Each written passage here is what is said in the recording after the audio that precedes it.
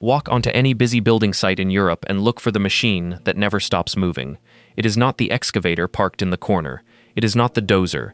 It is the one with the long telescopic arm, the boom that slides out and up and drops a full pallet of bricks onto scaffolding 3 floors above the mud. That machine is called a telehandler, and it has quietly become the most useful tool on the job.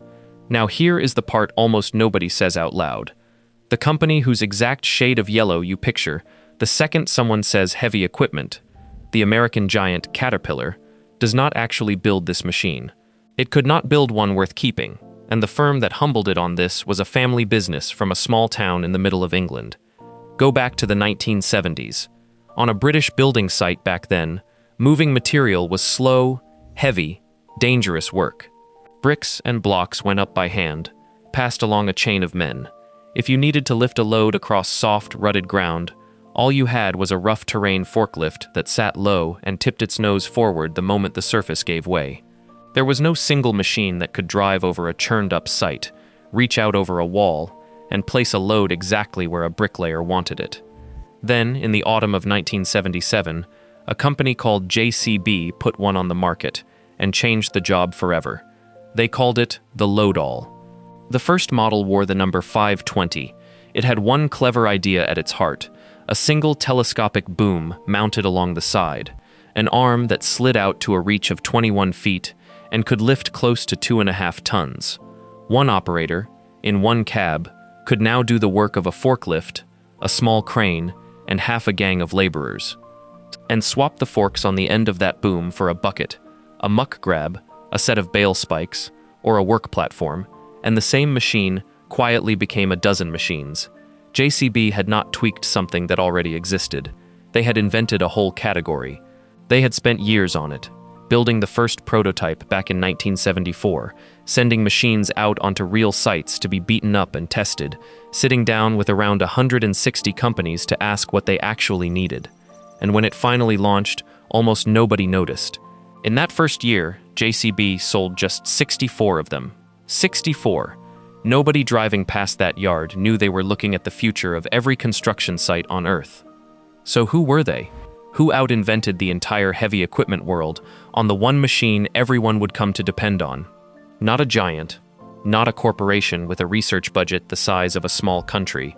JCB was, and still is, a family firm. It began in 1945 in a tiny rented garage in the market town of Uddoxeter in Staffordshire, England. A man named Joseph Cyril Bamford had 45 pounds to his name, a second-hand welding set, and no factory. His very first product was a farm tipping trailer, and he built it out of war surplus scrap. The wheels and tires came off a wrecked Grumman Hellcat fighter plane. The axle hubs came off an old Army howitzer. That is where the 3 letters JCB come from in the first place, his own name. And this same man would go on to invent another machine the whole world copied, the backhoe loader, the digger with an arm on the back and a bucket on the front that you now see on every site on the planet. If you have ever run a load-all yourself, threaded that boom through a gap you would have sworn was too tight and set the load down clean, you already know exactly why operators get so loyal to these machines. So tell me in the comments which telehandler you have spent the most hours in, because the people who watch this channel have sat in every cab worth naming. And if you want more stories of European iron humbling the giants, this is the channel to be subscribed to, because we are only getting started. Here is how far that garage firm went. More than 200,000 load-alls have now rolled off JCB's production lines. The company has stood on its own factory floor and celebrated building its 200,000th load-all, a milestone most of its rivals will never come close to. It has won a whole string of royal awards for its exports, and it now sells its machines into more than 130 countries. The company builds more than 30 different telehandler models, with booms that reach from 6 meters all the way out to 20 meters. By any measure, JCB sits right at the very top of the telehandler world, on the exact machine JCB itself invented. A family business from an English village, still owned by the same family today, sitting on top of a global category the largest industrial names in America never managed to own. And it is not just Britain. Listen across the whole telehandler world, and you hear one accent after another, and almost every single one of them is European. Go to France. In 1958, in a quiet town called Ancenis, an engineer named Marcel Brod took a farm tractor, turned its whole layout back to front, bolted on a lifting mast and hydraulic steering, and built a forklift that could work on the rough, broken ground where an ordinary one was useless. His first machine, the MC5, was built on the bones of a McCormick tractor and could lift a full 1,000 kilograms. He called the company Manitou, a name the family chose because it sounded like a machine that could handle absolutely anything, and because it could be said in any language on Earth. Manitou grew into one of the largest handling machine makers in the world, and by 1982, it had rolled out its own telescopic handler. Then look at Italy, the home of Merlo and of Dieci, the masters of the rotating telehandler, the ones whose cab and boom spin a full circle on the spot. Then look at Germany, and you find Liebherr. Line them up. Britain's JCB, France's Manitou, Italy's Merlo and Dieci, Germany's Liebherr, and a small handful of others. The brands that actually define this machine are British, French, Italian, and German. This is not a market that America quietly leads from behind. It is a European market, with a few outsiders allowed in, and there is a reason for that. Europe is where dense old cities sit right next to some of the most intensive farming on Earth, and both of those worlds needed the same thing, a machine that could reach up high, work in a tight yard, and cross soft ground without sinking to its axles. The firms that lived closest to that problem were the ones that solved it, and almost every one of them was European. Europe holds the biggest single slice of a global telehandler business worth nearly $7 billion a year, and in Western Europe alone, buyers take home more than 30,000 brand new telehandlers in a single year. Now bring in the giant, Caterpillar. Say the words heavy equipment out loud, and most people picture that one exact shade of yellow, a big cat dozer shoving a wall of earth, a mining truck on tires taller than a man. And to be fair, that reputation is earned. Caterpillar builds some of the most impressive big iron the world has ever seen, and this was never a story about America being unable to build machines. America builds superb machines.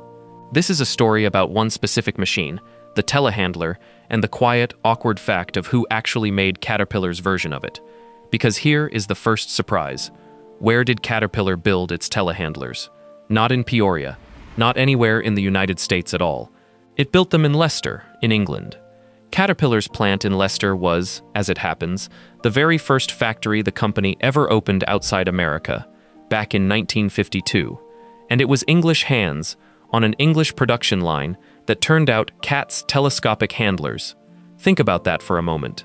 To put a telehandler on the market at all, the largest heavy equipment company in the United States had to cross the Atlantic and build it on English soil, in the very country that had invented the machine in the first place.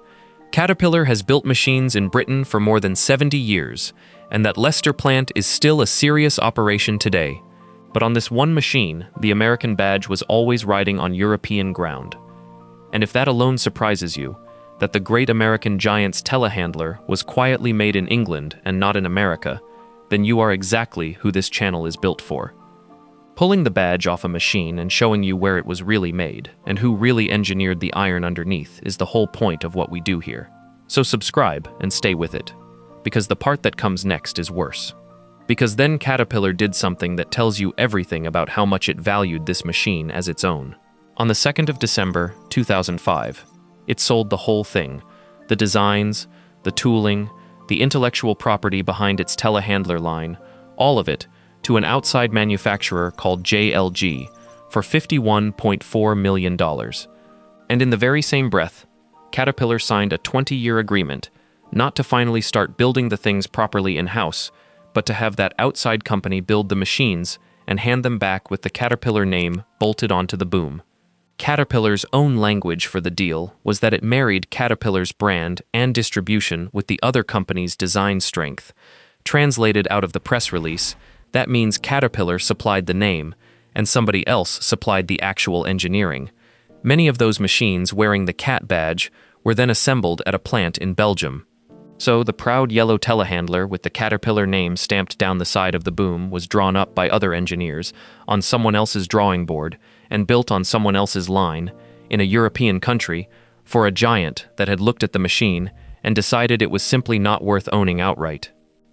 Because step back and look at what all of that actually means. The telehandler is not a niche curiosity anymore. It is everywhere. It is out on the farm lifting bales and feeding stock through the winter. It is on the building site placing steel and block. It is in the recycling yard, the quarry, and the rental fleet, parked on the edge of every town. For a huge number of the operators watching this right now, it is the single most useful machine they own. The one that does a bit of everything and never sits still for long. And every last one of them traces straight back to two ideas that were never American at all. A British family firm that started with 45 pounds, a welding set, and a pile of aircraft scrap in a rented garage, and had the sheer nerve to invent a machine the whole trade would spend the next 50 years copying, and a Frenchman who looked at an ordinary farm tractor and simply turned it back to front. These were not vast corporations when they started. They were a man in a shed in Staffordshire and a man tinkering in a workshop in western France, and between them, they built the machine that the largest names in the industry would end up chasing, and in the end, rebadging. Europe did not just compete in this category. Europe invented it. Europe named it, and Europe still runs it. The machines on that top table were drawn in Staffordshire and Ancenis and northern Italy, not in Illinois.